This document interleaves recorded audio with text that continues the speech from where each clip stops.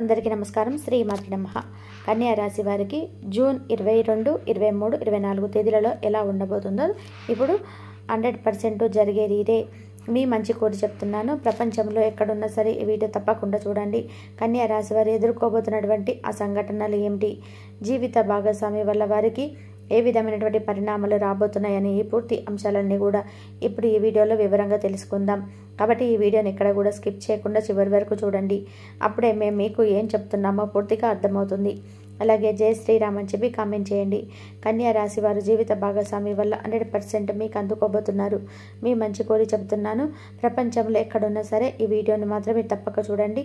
కన్యా రాశి వారికి ఈ 3 రోజులలో మీకు అదృష్ట లక్ష్మి తలుపు తట్టబోతుంది. ఎవరు ఎన్ని అన్నా కూడా వీరికి రాబోయే అదృష్టాన్ని ఎవరు ఆపలేరు. కన్యా రాశి వారి జీవితంలో అదృష్ట లక్ష్మి తాండవించబోతుంది. ఈ 3 రోజులలో మీకు అదృష్ట లక్ష్మి తలుపు తడుతుంది.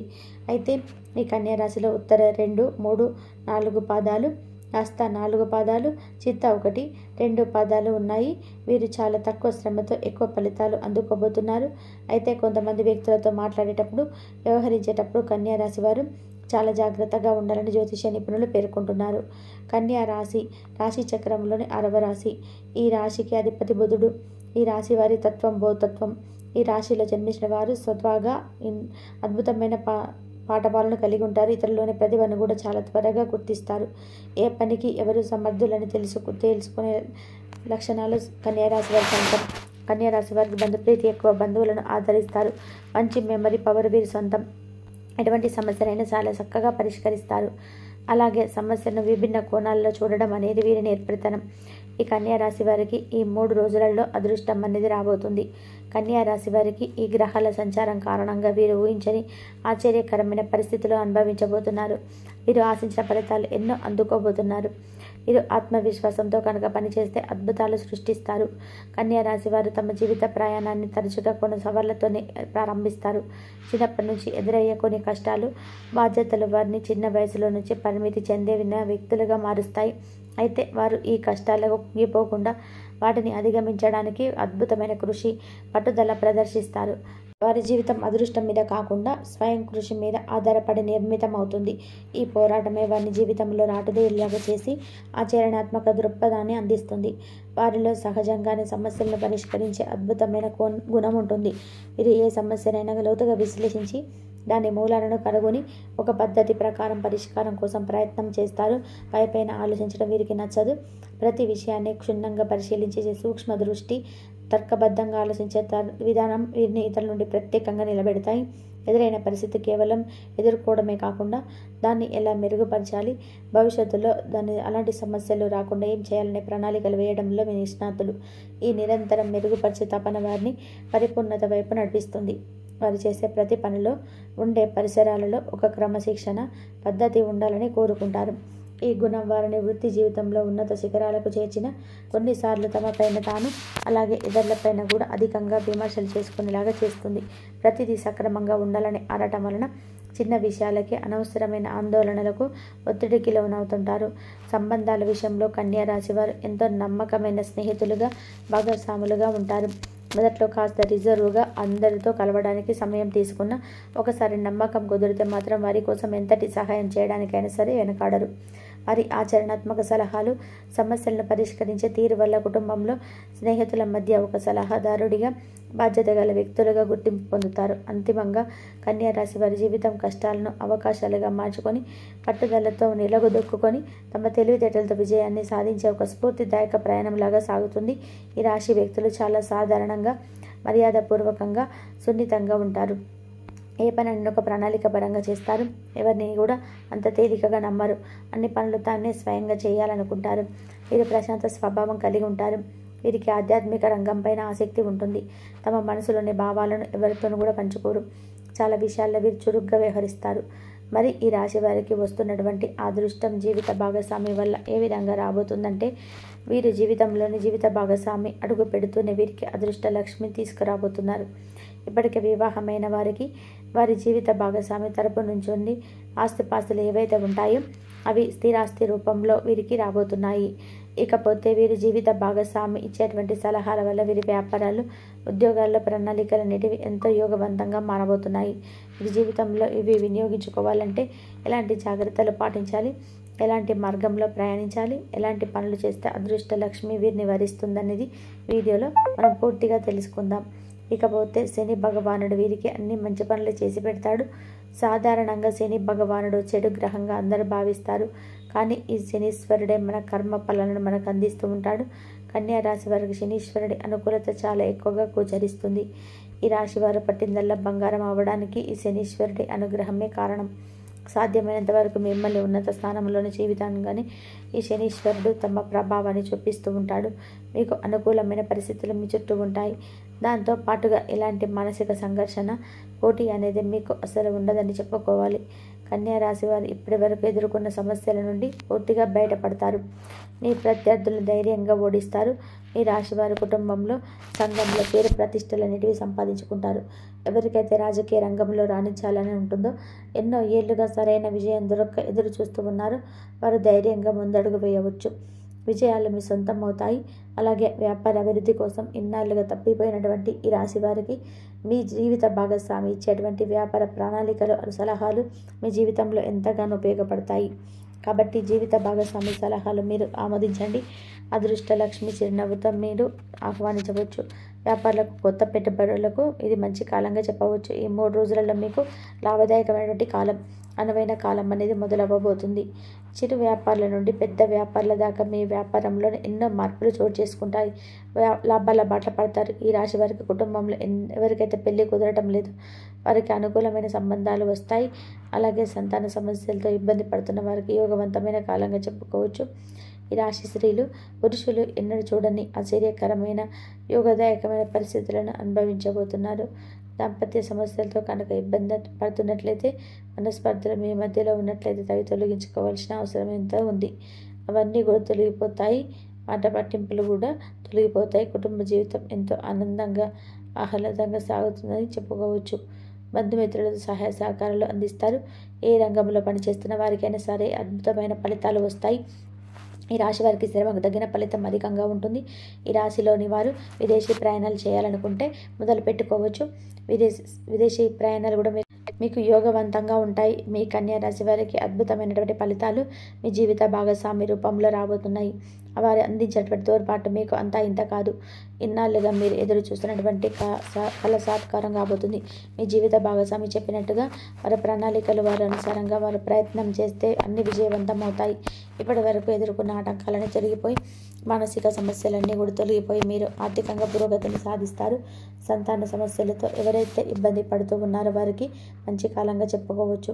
ఇకపోతే ఆరోగ్య సమస్యలు అనేటివి, చిన్న చిన్న అనారోగ్య సమస్యలు మిమ్మల్ని చుట్టుముట్టేటువంటి ప్రమాదం అయితే ఉంది. కానీ మంచి ఆహారం తీసుకోవడం, ఇంటి భోజనాన్ని తినడం వల్ల మీకు మంచి ఆరోగ్యకరమైనటువంటి వాతావరణం అనేది నెలకొంటుంది. ఆహారాన్ని మితంగా తినడం అలవాటు చేసుకోండి. కొత్తగా ఉద్యోగం చేరాలనుకుంటున్న వారికి చక్కటి సమయంగా చెప్పుకోవచ్చు. నిరుద్యోగులకు కూడా ఇది అనువైనటువంటి కాలం. మీరు ఏ కంపెనీలో అయితే దరఖాస్తు చేస్తారో ఆ కంపెనీలో ఉద్యోగం రావాలి అంటే మీకు శ్రమ తగ్గిన ఫలితం అనేది కనిపిస్తుంది. మీరు ఎక్కువగా శ్రమ పడితేనే మీ ఫలితం కూడా అధికంగా ఉంటుంది. చిన్న పిల్లలతో ఆరోగ్య సమస్యలతో ఇబ్బంది పడవలసి ఉంటుంది. కాబట్టి ఈ కన్యా రాశికి సంబంధించినటువంటి తల్లులు ఎవరైతే ఉన్నారో వారి పిల్లల పట్ల జాగ్రత్త వహించవలసిన అవసరం కూడా ఉంది. ఇక కన్యా రాశి స్త్రీలు మీరు అన్నిట ముందుంటారు. కళలకు ప్రాధాన్యత ఇస్తారు. కన్యా రాశి స్త్రీలకు కూడా ఉద్యోగంలో మళ్ళీ అడుగు పెట్టడానికి కొత్త సమయంగా చెప్పుకోవచ్చు. మీరు ఉద్యోగం చేయాలనుకుంటున్న లేదా వ్యాపారాలను మొదలు పెట్టాలనుకుంటున్నా కూడా కన్యా రాశి స్త్రీలకు చక్కటి అవకాశం ఈ 3 రోజులలో రాబోతుంది. మీరు ఏ పని చేపట్టాలన్నా, కొత్త కార్యక్రమాలు మొదలు పెట్టాలన్నా కూడా ఈ 3 రోజులలో మీరు యోగవంతమైన కాలం మొదలవ్వబోతుంది. అదృష్ట లక్ష్మి మీ ఇంటే ఉంటుంది. కన్యా రాశి వారు మరో 2 నెలల పాటు ఎవరు పనులు చేపట్టినా విజయవంతం అవుతాయి. అలాగే లాభాలు కూడా అధికంగా వస్తాయి. కాబట్టి కన్యా రాశి వారు ఏది మొదలు పెట్టాలన్నా, ఏ పని చేయాలన్నా కూడా, ఏ కొత్త ఉద్యోగంలో మారాలనుకున్నా సరే ఇది అనువైన స్థలంగా చెప్పుకోవచ్చు. ప్రభుత్వ ఉద్యోగులకు బదిలీలు అవుతాయి. మీరు అనుకున్న చోటికి, మీకు కావాలనుకున్నటువంటి చోటికి మిమ్మల్ని బదిలీ చేస్తారు. అలాగే మీ ఉన్నతాధికారులతో మాట్లాడేటప్పుడు చక్కటి సంభాషణ అనేది చేయండి. దానివల్ల మీపై ఉన్న అధికారులకు మంచి గుర్తింపు అనేది వస్తుంది. ఆ గుర్తింపు కారణంగా మంచి పదవులను, పై పదవులను మీరు అందుకోగలుగుతారు. కన్యా రాశి వారి మాటకారితనం వల్ల కూడా మీరు మంచి పదవులను అలంకరిస్తారు. కన్యా రాశి వారు తమ జీవితంలో ఎదురయ్యే కొన్ని ఇబ్బందులను అధిరోహించడానికి, మరీ గ్రహాల అనుకూలత పొందడానికి కొన్ని పరిహారాలు శ్రద్ధతో పాటించడం మంచిది. ఈ రాశికి అధిపతి బుధ గ్రహం కాబట్టి బుధుడిని ప్రసన్నం చేసుకోవడం చాలా ముఖ్యం. బుధుడికి అధిదేవత శ్రీ మహావిష్ణువు. అందువల్ల ప్రతిరోజు లేదా కనీసం ప్రతి బుధవారం నాడు ఓం నమో నారాయణ లేదా నమో భగవతే వాసుదేవాయ అనే మంత్రాన్ని జపించడం, విష్ణు సహస్రనామం పఠించడం లేదా వినడం ఎంతో శ్రేయస్కరం. సమీపంలోని శ్రీ వెంకటేశ్వర స్వామి లేదా ఏదైనా విష్ణు ఆలయానికి సందర్శించి తులసి మాలతో పూజించడం వల్ల కూడా బుధ గ్రహం వల్ల కలిగే ప్రతికూల ప్రభావాలకి మంచి ఫలితాలు కలుగుతాయి. అడ్డంకుల అధిపతి అయిన శ్రీపతిని పూజించటం కన్యా రాశి వారికి ఎంతో మేలు చేస్తుంది.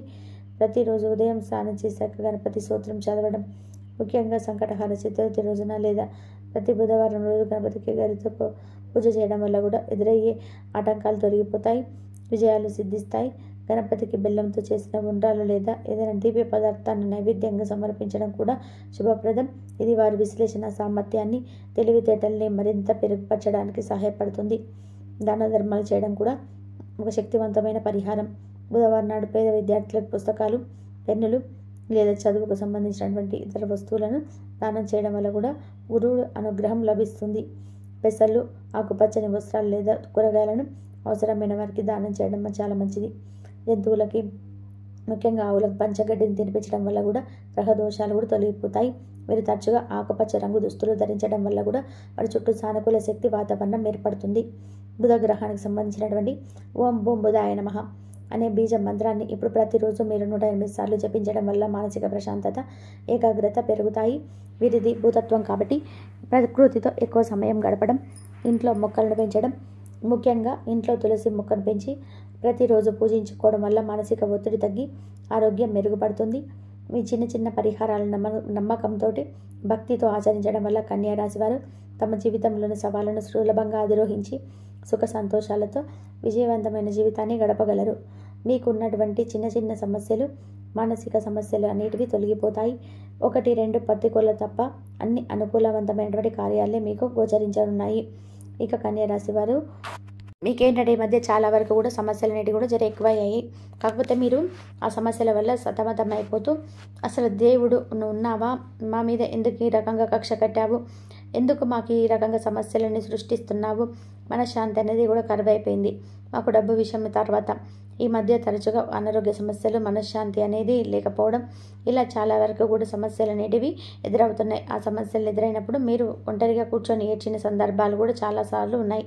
అంటే మీలో మీరు దాచుకోలేక, ఇంట్లో వ్యక్తులైనా సరే ఎవరికైనా సరే చెప్పుకోలేక, బయటి వాళ్ళకి చెప్పుకోలేక మీలో మీరు చాలా వరకు కుమిలిపోయారు.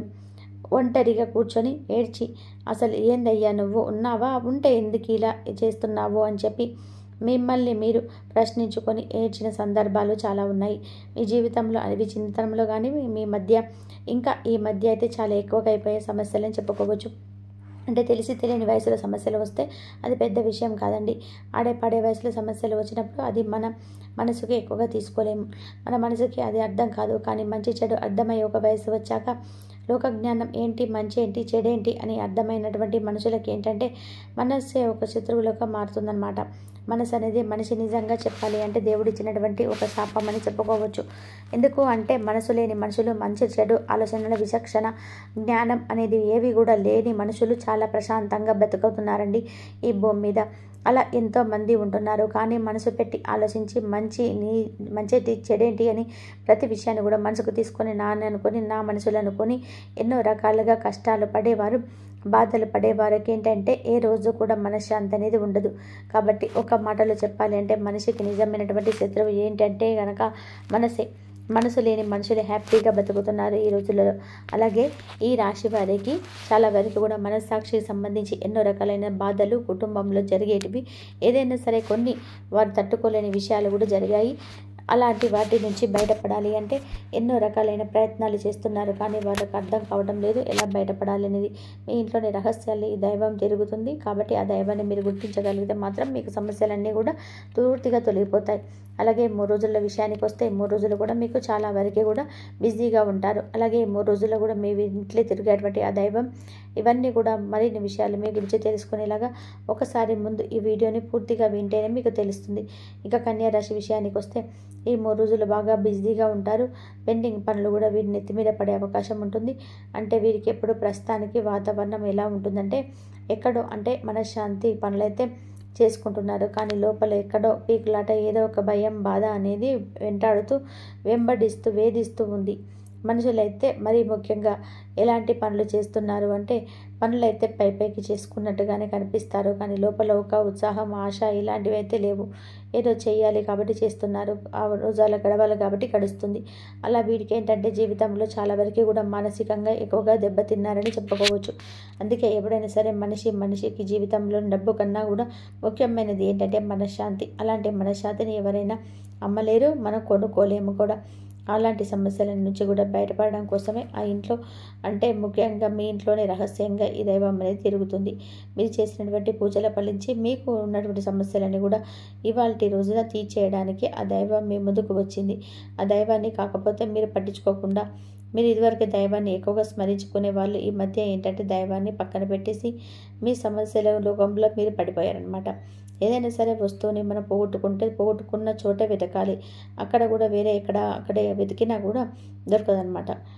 అలాగే మీరు ఏంటంటే దైవాన్ని తలుచుకున్నప్పుడు మీ దగ్గరికి ఎలాంటి సమస్యలు రాలేదు కూడా. ఈ మధ్య ఏంటంటే సమస్యల లోకంలో మీరు పడిపోయి దైవాన్ని వెనక్కి నెట్టేశారు. ఆ దైవం ఏంటంటే ప్రత్యేకంగా మీ ఇంట్లోనే తిరుగుతుంది. మీకున్నటువంటి ప్రతి సమస్య కూడా దైవం కూడా దారి చూపిస్తాడు. మీ ఇంట్లో గత కొంతకాలంగా మీరు గమనించినట్లయితే ఒక మంచి సువాసన అంటే బ్రహ్మ ముహూర్తంలో తెల్లవారుజామున అవ్వచ్చు, రాత్రి సమయంలో అవ్వచ్చు, మీ ఇంట్లో ఏంటంటే ఒక మంచి సుగంధం అనేది వస్తూ ఉంటుంది.